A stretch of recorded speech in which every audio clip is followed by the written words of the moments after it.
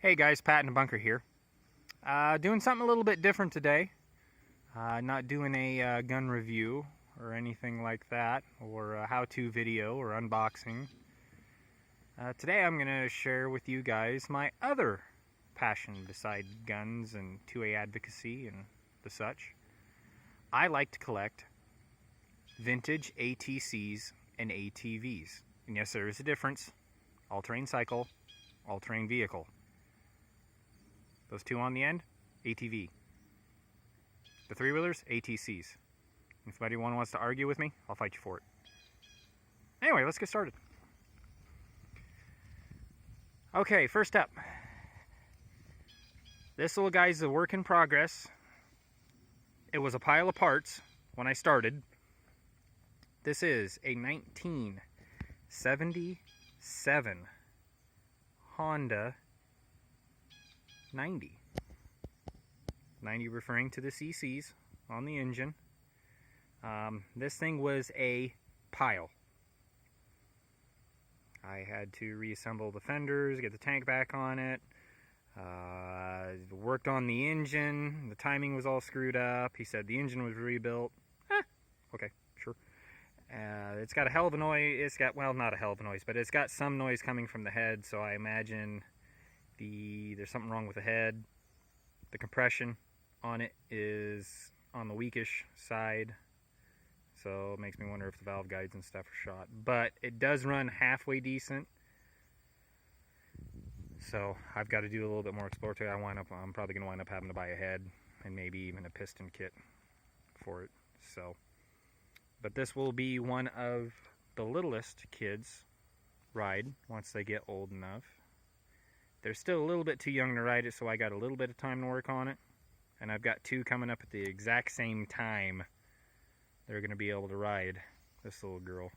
And like I said, this one's a work in progress, but it does run.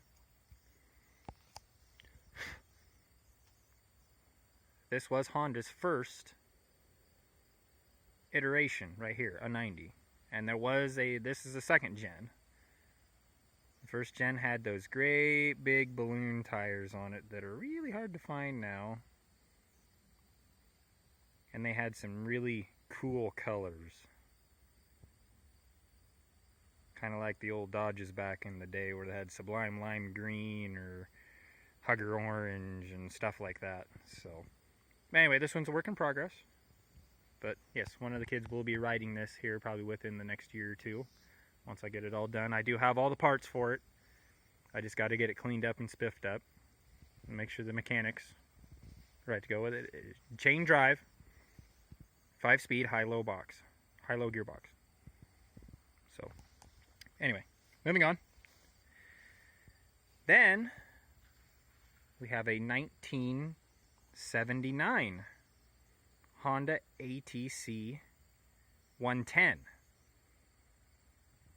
This is the first, if I'm remembering correctly, I'm sure Preston or MRC Builds will correct me if I'm wrong. This was the first year for the 110. Same thing as that little guy right there, but they started coming out with racks, and the rear fenders were plastic and not fiberglass. And a little boost in horsepower, since that's 110cc versus the 90.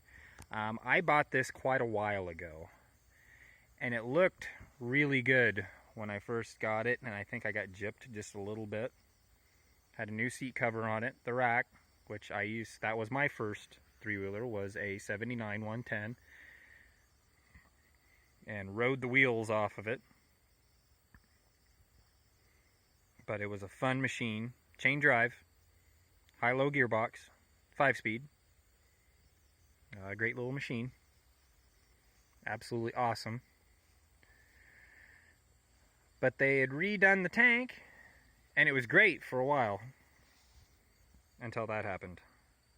There must be a massive dent on the top of this tank, because there's a whole bunch of putty on top of that. But it does run good. It is very mechanically sound. Had to do a quick change on a tire. It's kind of grayish underneath there, not the right color, but it was a good tire. Had to replace it here a couple days ago, so that way William could keep riding it. And the reason for the rope is he does not have the ankle strength yet to downshift. So we call that the grandpa rope. Give you a little backstory on this little rope here, connected to the shifter and back up to the handlebars right there. My grandpa had a 200 when he was getting on in years, and he could not shift it with his ankle. He was getting pretty wore out at that time. So he connected a rope from the shifter to there, and all he had to do was grab onto the rope and downshift. So, yep, awesome little machines. I grew up on one, had a blast. Alright, moving on to the next one. This is a 1985 Honda 250 SX, as Preston would call it, the mullet three-wheeler. You could work and play on this one. Anyway, this production started in 1985 for 250 SX. She runs awesome. As far as mechanically wise, it's awesome. Needs a new set of fenders and stuff. I just kind of cobbled that together so that we wouldn't get sprayed with mud and stuff. But all the lights and everything on it work, reverse, everything. It's tight. It runs hard. And I did have new boots on it. And I can't remember the name of the company. But in under a year, it turned to that. Never buy from that company again, and I wish I could inform all of my listeners on which company not to buy from.